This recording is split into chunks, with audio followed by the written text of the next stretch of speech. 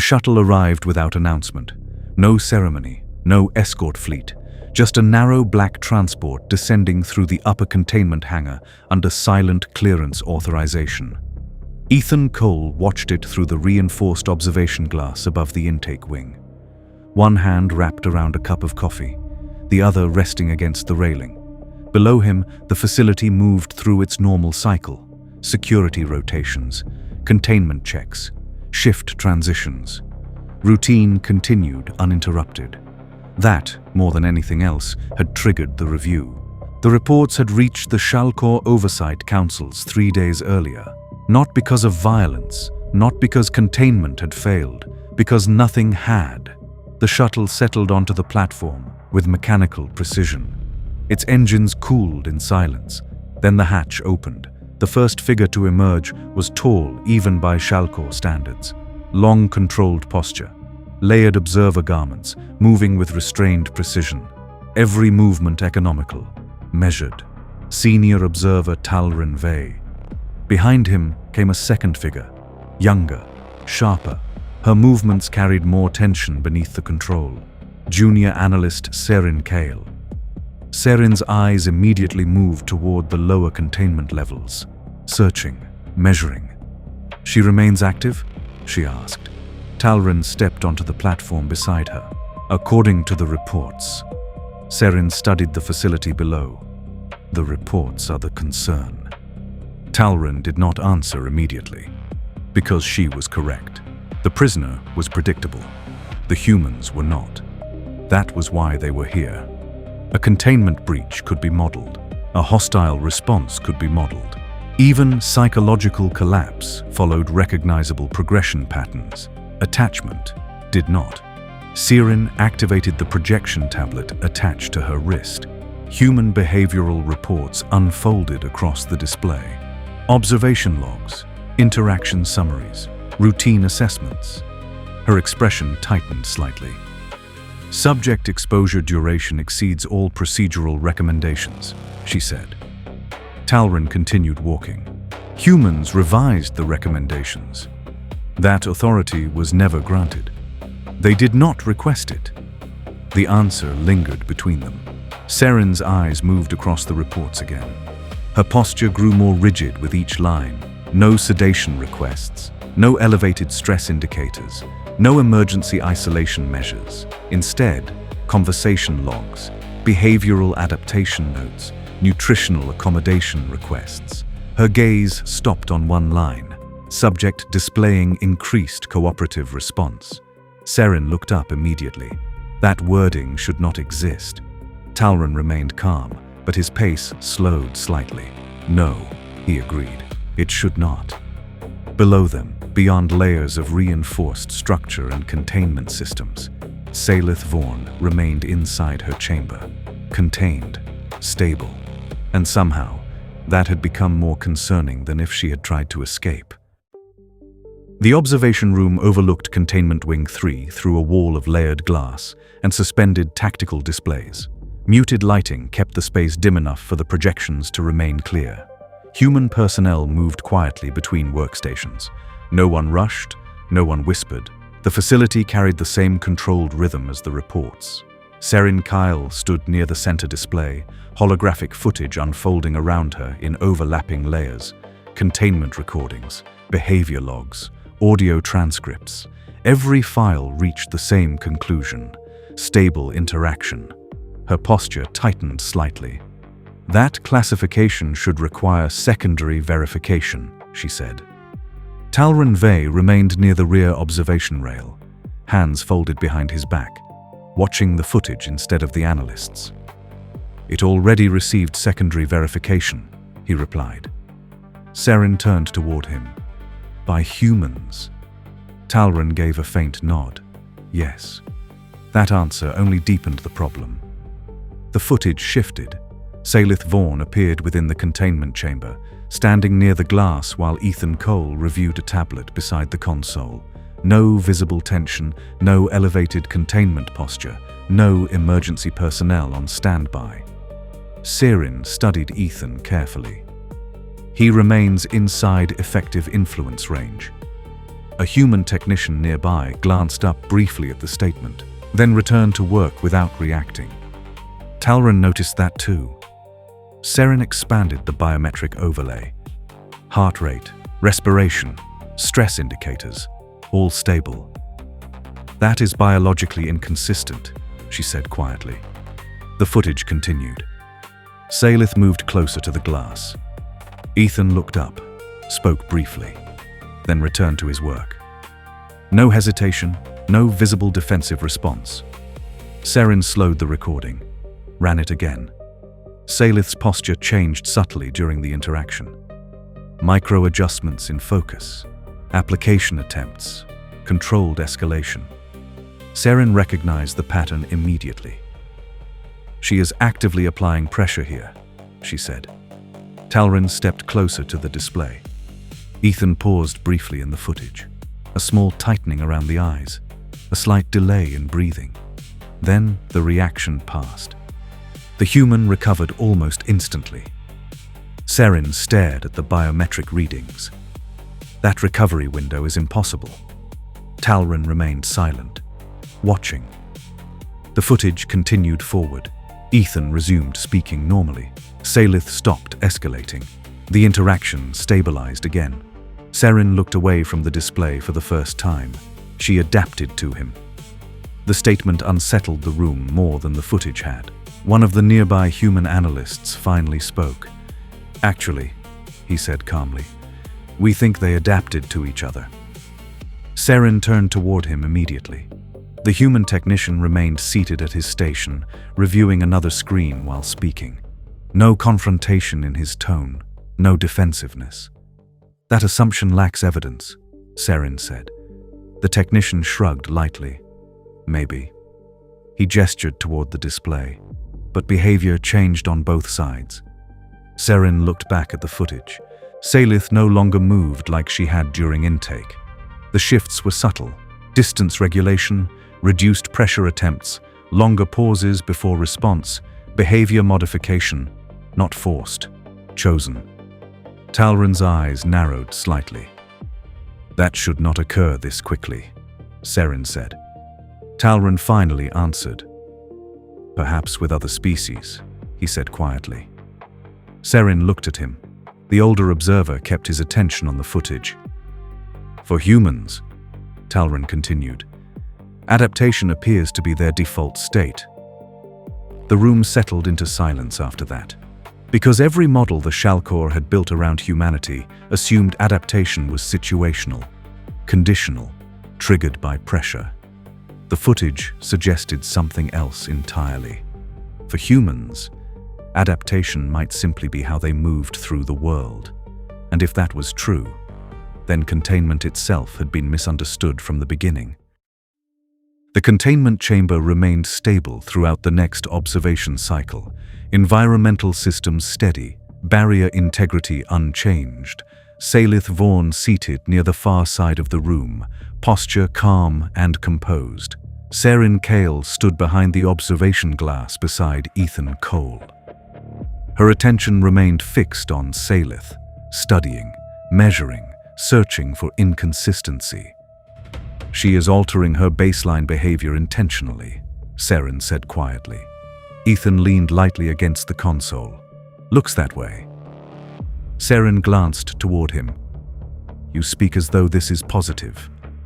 Ethan considered that for a second. "Stable is usually positive. That depends on the nature of the stability." Ethan gave a faint shrug. "Fair." Seren looked back toward the chamber. Saelith had not acknowledged them since entering. That bothered her more than aggression would have. Most dominant entities reacted to scrutiny. Saelith simply allowed it. Seren stepped closer to the glass. Saelith Vorn. The alien woman lifted her eyes slowly, calmly. Seren activated a small holographic projection above her wrist. Containment records unfolded into the air. Images, casualty reports, psychological collapse summaries, entire systems destabilized by exposure events. The room remained silent. "You are responsible for all of this," Seren said. Saelith's expression did not change. "Yes." The answer arrived without hesitation, without defense. Saren's posture tightened slightly, and yet the humans continued treating you as cooperative. Ethan glanced sideways towards Saren. A small shift, barely noticeable. Saelith looked at the projection briefly, then back to Saren. The humans understand containment differently. Saren's eyes narrowed. You speak as though you understand them. Saelith held her gaze, longer this time. I am beginning to. Something in that response unsettled Saren immediately. She stepped closer to the glass again, too quickly, too emotionally. Talron Vey noticed at the same moment Ethan did. You are adapting your behavior to influence them more effectively, Saren said. Saelith remained still. That assumption comforts you, she replied.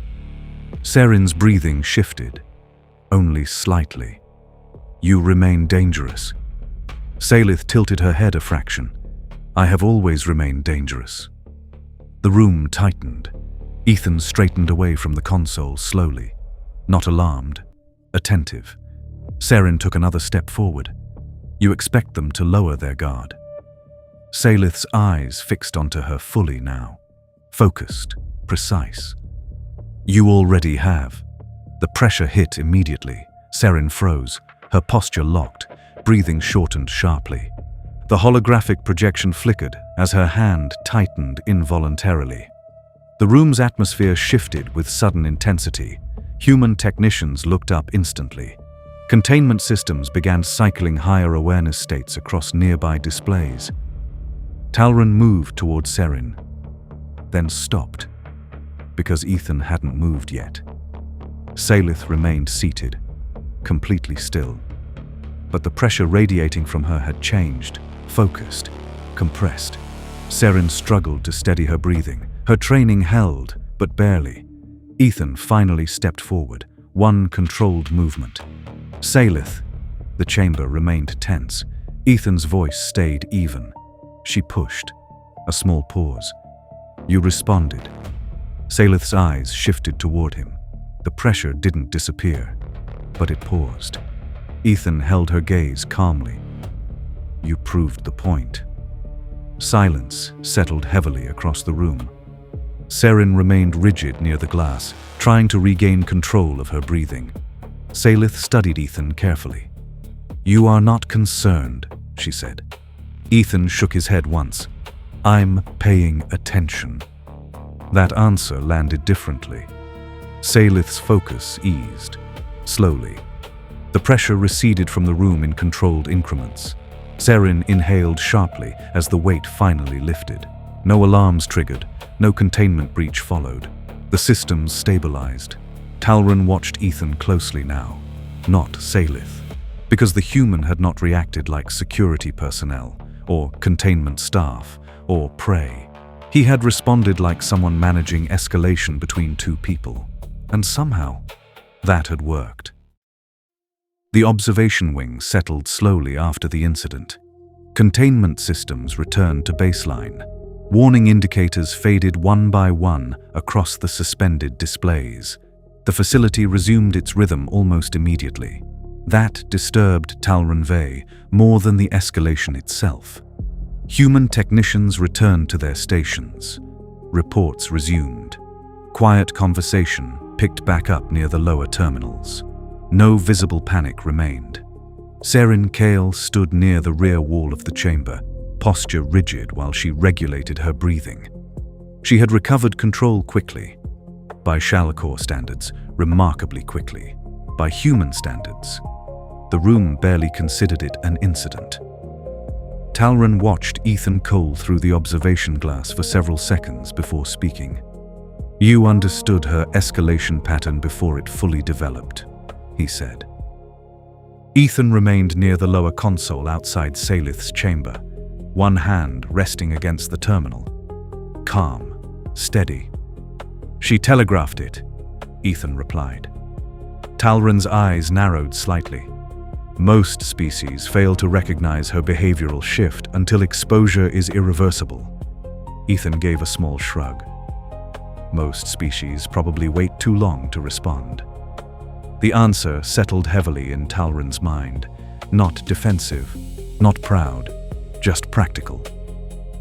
Talron moved closer to the glass overlooking the chamber below.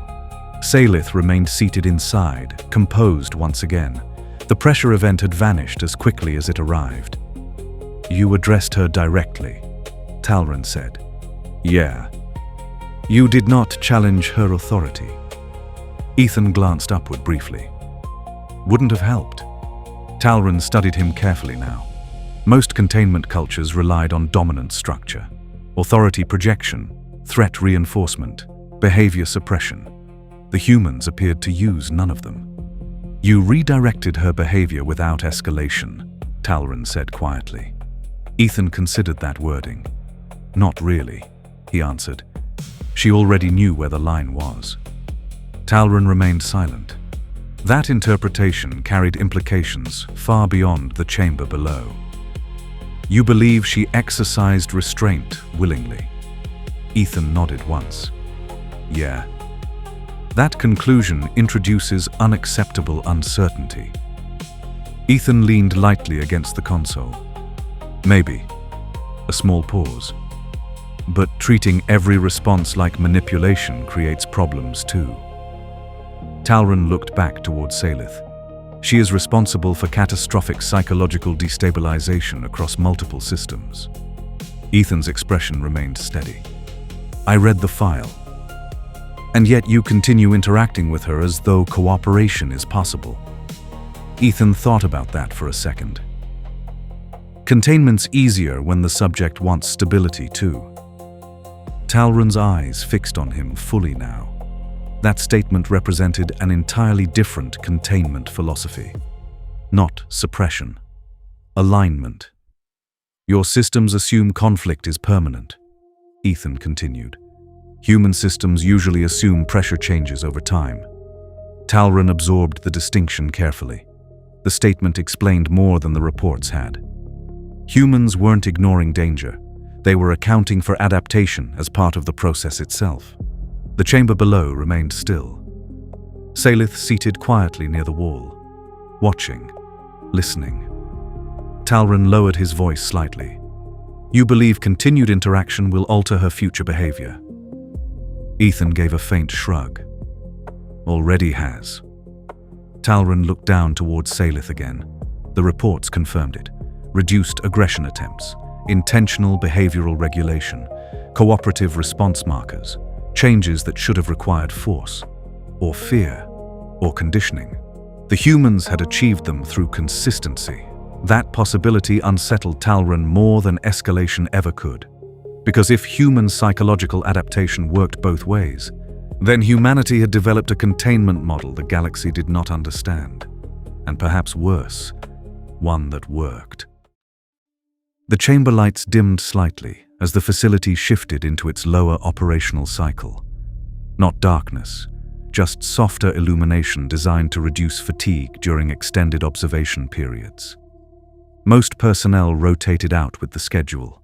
A smaller overnight team remained behind the consoles. Quiet, efficient, routine. Talron Vey stood alone outside Saelith Vorn's chamber. The observation wing behind him had grown still. Even Seren Kyle had withdrawn to continue her analysis reports. Only Ethan Cole remained nearby at the lower station, reviewing containment logs without interruption. Talron studied Saelith through the glass. She remained seated along the far wall, hands resting loosely in her lap. Composed, for a being capable of catastrophic psychological destabilization, the image felt deeply misleading. Saelith lifted her eyes toward him. "You requested privacy," she said. Talron stepped closer to the barrier. "Yes." Saelith observed him carefully. "You believe your analyst was correct." Talron remained silent for a moment. "I believe her concern was reasonable." Saelith tilted her head slightly, but incomplete. The answer arrived too quickly, too precisely. Talron folded his hands behind his back. "You have altered your interaction pattern significantly since entering human containment." "Yes," You reduced direct pressure application. Yes. You adjusted your behavioral posture during escalation events. Saelith held his gaze steadily. Yes. Talrin's expression remained controlled, but internally, the consistency unsettled him. No evasion, no manipulation, no attempt to obscure the changes. You are adapting intentionally, he said. Saelith answered immediately. So are the humans. The statement settled heavily between them. Talrin studied her in silence. Most species adapt toward defensive behavior after exposure to you, he said. Saelith's eyes shifted briefly toward Ethan's distant workstation. Humans adapt toward understanding. The answer disturbed Talrin more than he expected. You speak favorably of them. Saelith looked back at him. I speak accurately. Talrin stepped closer to the glass. You remain capable of extreme harm. Yes. You remain psychologically hazardous. Yes. You could destabilize this facility if given the opportunity. Saelith considered the question carefully this time, longer than before. Yes. Talrin's eyes narrowed slightly. And yet you choose restraint. Saelith remained still. For now. The honesty of the answer chilled the room more effectively than hostility would have. Talrin understood something important in that moment. Humans had not changed what she was. They had changed how she engaged with the world around her. That distinction mattered enormously. You are aware they trust you more now, Talrin said.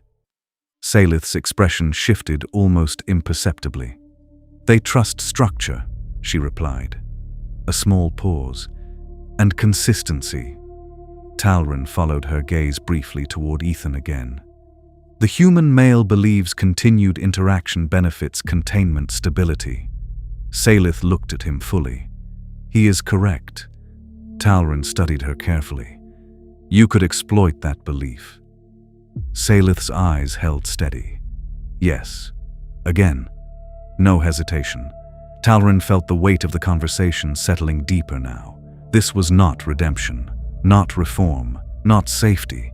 It was something much more difficult to categorize. Choice. Saelith leaned back slightly against the wall behind her.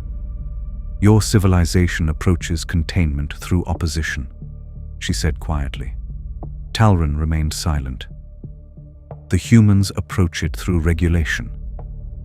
Her eyes shifted briefly toward Ethan one last time. That makes them dangerous in ways you do not yet understand. Talrin followed her line of sight.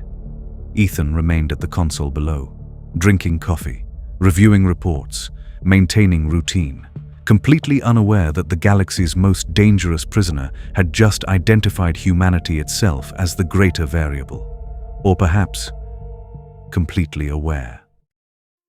The assessment chamber remained silent except for the low hum of suspended displays.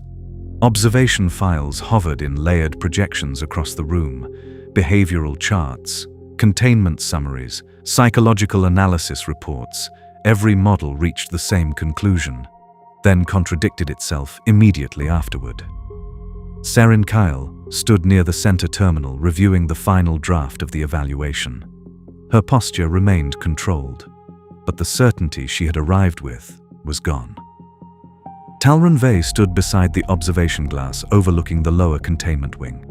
Saelith Vorn remained inside her chamber below, calm, still, contained. Ethan Cole continued moving through his normal routine at the adjacent console, logging reports, checking systems, drinking coffee.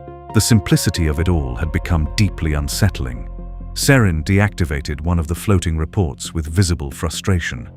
The data remains internally inconsistent, she said.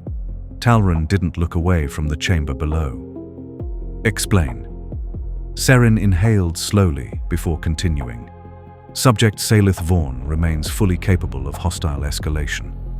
A second report appeared beside her. Psychological influence capacity unchanged. Another.